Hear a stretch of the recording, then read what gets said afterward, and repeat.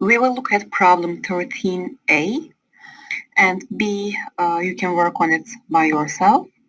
So here we have sum of two logs equals 2. Okay, so we will follow the same steps, but once we isolate the logarithmic expression, then we can convert it to exponential form. But at first, we have to have just one unique isolated logarithmic expression. So in this case, we have two of them, and they're added. So we can use the product rule to combine them, to condense them to a single logarithmic expression. So just apply the product rule. So the sum of logarithms equals the log of a product. So the factors are x times x minus 5. So logarithms base 6 of x times x minus 5 equals 2. Now we have a single log expression on the left. So this is a logarithmic equation. We can rewrite it in exponential form. So the base 6 raised to the exponent 2 equals x times x minus 5. And we can just multiply out. So x squared minus 5x equals 6 squared, which is 36. So now we obtained a quadratic equation. So x is in the second power.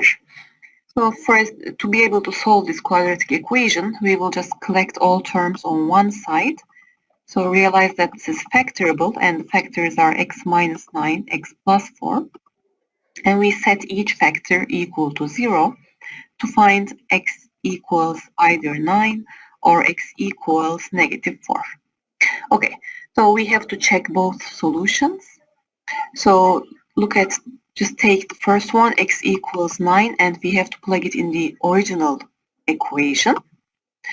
So log base 6 of 9 plus log base 6 of 9 minus 4, is that equal to 2?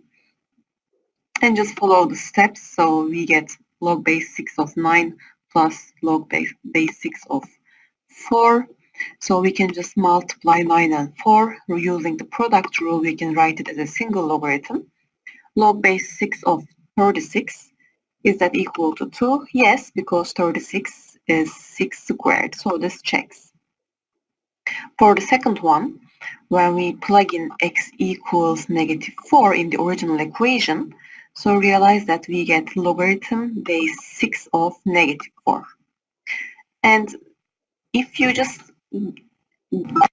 getting this expression, you don't have to continue. So since logarithm of negative numbers is not defined, they are not defined, therefore we don't need to continue this, and we can say it is not in the domain of log function.